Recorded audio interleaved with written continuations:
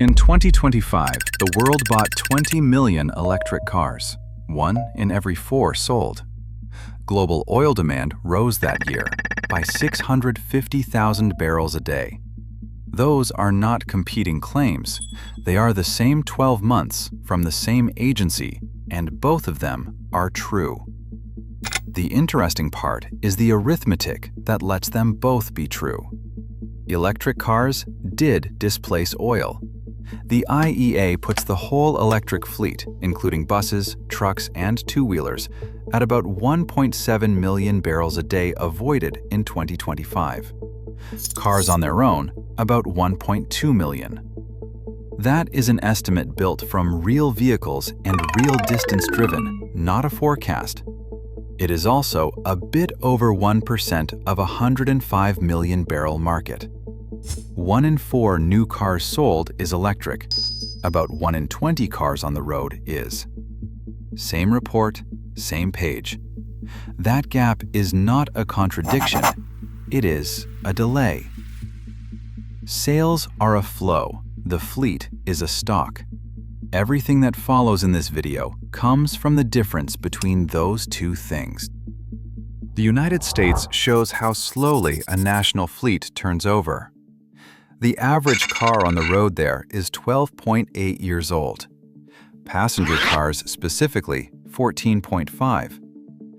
289 million vehicles, replaced a fraction at a time. The average battery electric car there is 3.7 years old. That is a measure of how recently they arrived, not of how long they last. An electric car sold this year mostly stops another combustion car from joining the fleet. It does not take the ones already on the road off it. Those keep burning fuel until somebody scraps them. Run that forward, and our model has electric cars at just under 45% of the global fleet in 2050, in the middle case, even with sales shares far above that for decades. Which leaves the question this video is actually about. If electric cars are not the largest thing happening to oil demand, what is? We ran that 20,000 times. We took every major assumption, varied it across the range we assigned it, and ran the model 20,000 times. The next chart is that result. It does not rank these things by how much they matter or by how much they change oil demand. It ranks how much each one moves our answer given the range we allowed it. Narrow range, low rank. With that said, the 3 assumptions that move our 2050 answer most are how much road travel grows, how much petrochemicals grow, and how fast everything outside transport declines. How far electric cars eventually get comes 6th. How fast they get there comes 10th. Not because they do nothing, but because we were less unsure about them than about the others. You can see all of this happening inside one country. China sold more than 13 million electric cars in 2025. 6 out of every 10 sold anywhere in the world. No market has electrified faster or harder. Chinese petrol and diesel demand in 2025 was virtually unchanged. Total Chinese oil demand still rose by about 220,000 barrels a day. Almost all of that increase was petrochemical feedstock. Electric cars worked exactly as advertised. Road fuel stopped growing, and the country's oil consumption went up anyway because a different part of the barrel grew faster. In 2035, in our middle case, road transport is about 39 million barrels a day. Petrochemicals, 18. Aviation, 8.5. By 2050, road falls to 31. Petrochemicals rise to 23. Aviation rises to 10. Everything outside transport falls too, but only slightly. Put petrochemicals and aviation together, and they reach 33 million barrels a day. Road transport is at 31. Somewhere in the late 2040s, in the middle case, they cross. Petrochemical oil becomes plastics, synthetic fiber, solvents, coatings, insulation, and most of the disposable inside of a hospital. That is not fuel. It is the carbon itself. An electric motor cannot replace a molecule.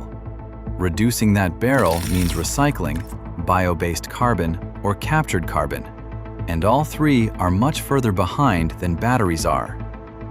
Except 2025 was a weak year for petrochemicals.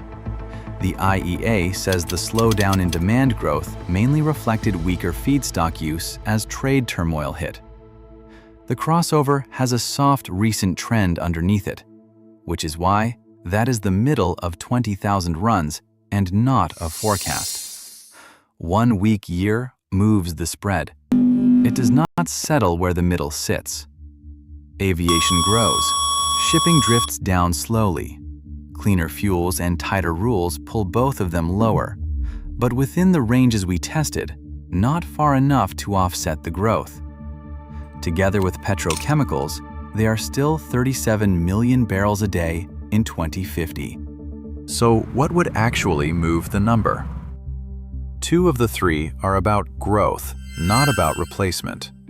Whether the developing world gets richer and what it buys when it does. Only the third is about swapping oil for something else. Before the next number, what our model does not have. No price feedback. Nothing gets expensive and destroys its own demand. No wars, no shocks.